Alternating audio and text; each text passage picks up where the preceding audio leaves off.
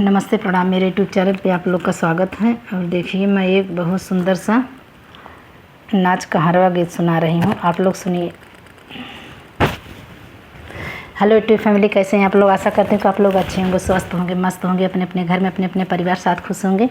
और देखिए मैं एक बहुत सुंदर सा नाच का हरवा गीत सुना रही हूँ, आप लोग सुनिएगा और अपना प्यार दुलार आशीर्वाद जरूर दीजिए। चैनल पर नए हो चैनल को लाइक सब्सक्राइब करिएगा और कमेंट करके बताइएगा कि मेरा गाना आप लोग को कैसा लगा। कहाँ पाइए सैया हरियर पुदीनावा, कहाँ हो मिलना। कहाँ पाइए सैया हरियर पुदीनावा, कहाँ हो मिलना।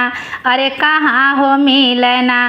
कलमी अमवा कैटी कोरावा, कहाँ हो मिलना।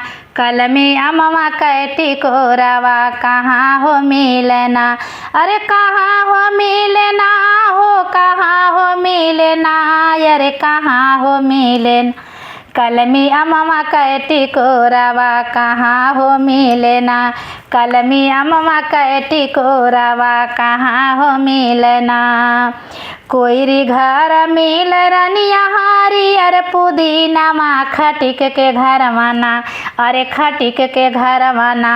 कलमी अमवा कैटी कोरावा, खटिक के घर मना। कलमी अमवा कैटी कोरावा, खटिक के घर मना। अरे खटिक के घर मना हो, खटिक के घर मना। अरे खटिक के घर मना। कलमी अमवा कैटी कोरावा, खटिक के घर मना। कलमी अमवा कैटी कोरावा, खटिक के घर मना। अरे कोई रीत मांग सैया, अरे कोई रीत मांग सैया, 5 रुपया खटिकवा मांगैना। अरे खटिकवा मांगैना। सैया लाहुरी नाना दिया, खटिकवा मांगैना। सैया लाहुरी नाना दिया, खटिकवा मांगैना।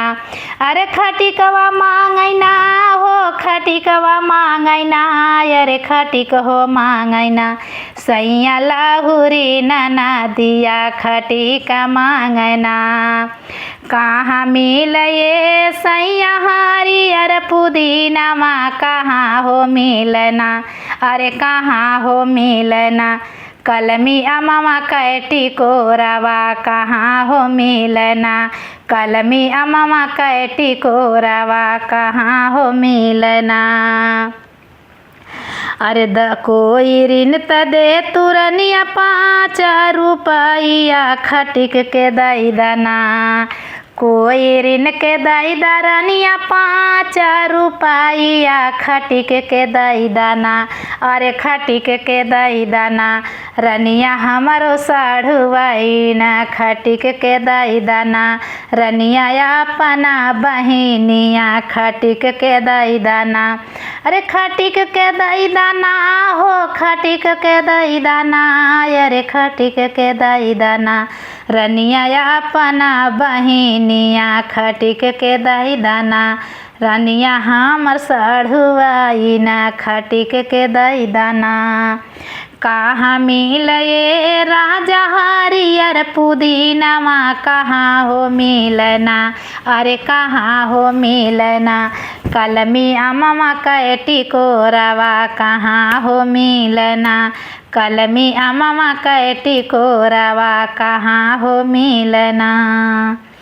कैसा लगा मेरा गाना? आप लोग सुनिएगा, सुन के लाइक सब्सक्राइब कमेंट जरूर करिएगा और बताइएगा कि मेरा गाना आप लोगों को कैसा लगा।